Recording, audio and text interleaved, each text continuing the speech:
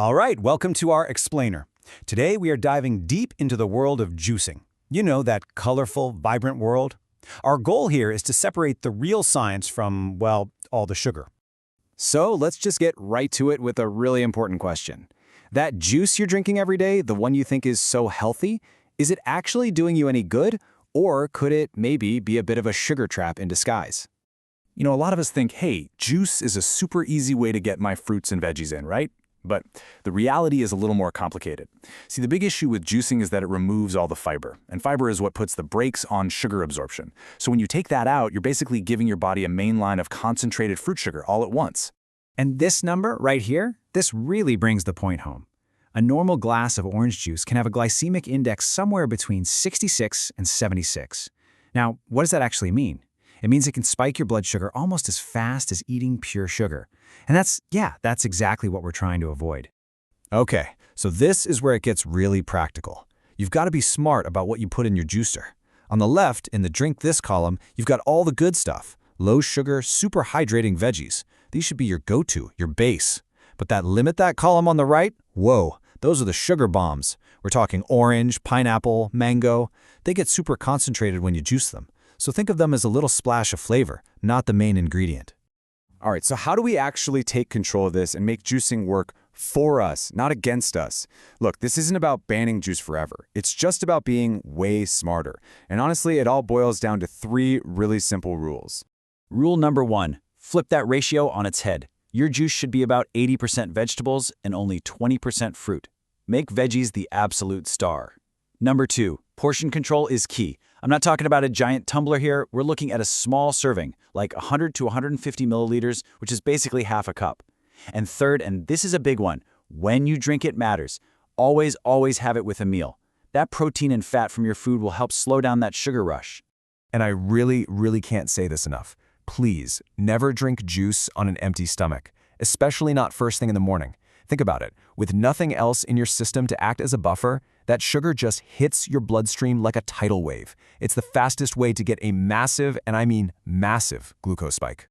Okay, but here's the cool part. When you start following these rules, something amazing happens. You can actually unlock the real power of certain ingredients. Your juice stops being just a drink and becomes more of a functional tool for your health. Let's look at jamu juice, for example. You might have seen this around, but it's not some new fad.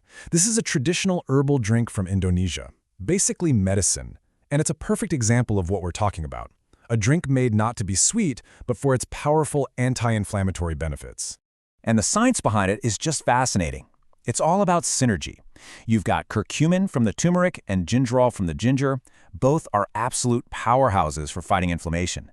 But here's the real kicker, the secret ingredient, a little pinch of black pepper. That tiny bit of pepper dramatically boosts how much of that good stuff, the curcumin, your body can actually absorb. It's a total game changer. And hey, this doesn't mean all fruit is bad. Even some fruit juices have a place, as long as you use them right.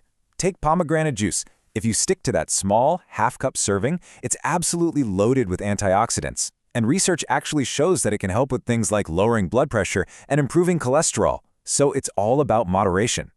Now, if blood sugar is your main concern, you've got to know about bitter gourd, or chlorella.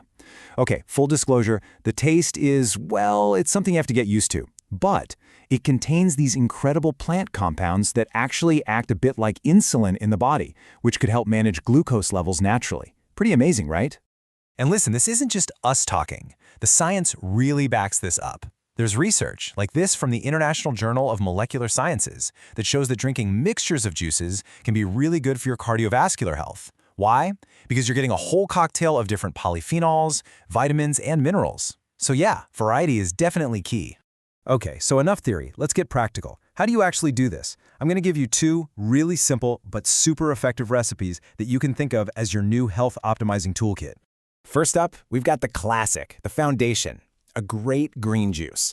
The whole point of this recipe is to be super low in sugar, incredibly hydrating, and just perfect to have every day, with a meal, of course.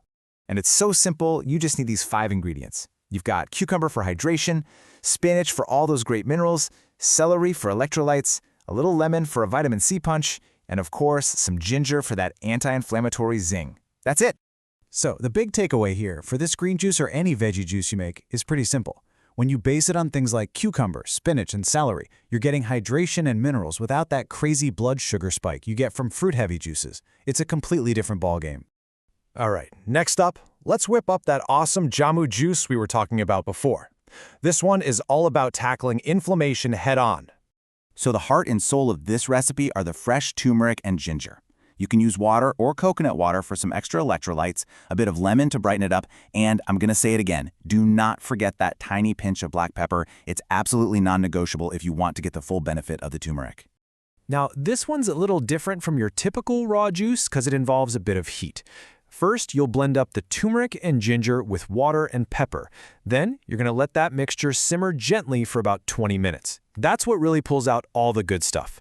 Just strain it, and you can drink it warm, kind of like a tea, or stick it in the fridge and have it chilled. It's great either way. Okay, so as we start to wrap this up, what's the one big idea you should walk away with? Honestly, it all comes down to a total mindset shift about what juice actually is. The old way of thinking? That juice is a sweet, fruity treat that's, healthy-ish. We need to leave that behind. The new way, the smart way, is to see juice as a functional tool. It's something that's built on vegetables, that you drink in small amounts, and that you use for a specific purpose, like fighting inflammation or getting more minerals. So here's a quick checklist for you. Before you make your next juice, just run through these questions. 1. Did I remember that the fiber is gone?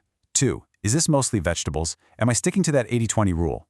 3. Is my portion small, just that half cup or so? And 4, the big one. Am I using these ingredients for a reason? Do I have a purpose? And that really leaves us with just one last question for you to think about. Now that you know all this, what's the first health-optimizing ingredient you're going to add to your glass to transform it from a potential sugar trap into a genuine health elixir?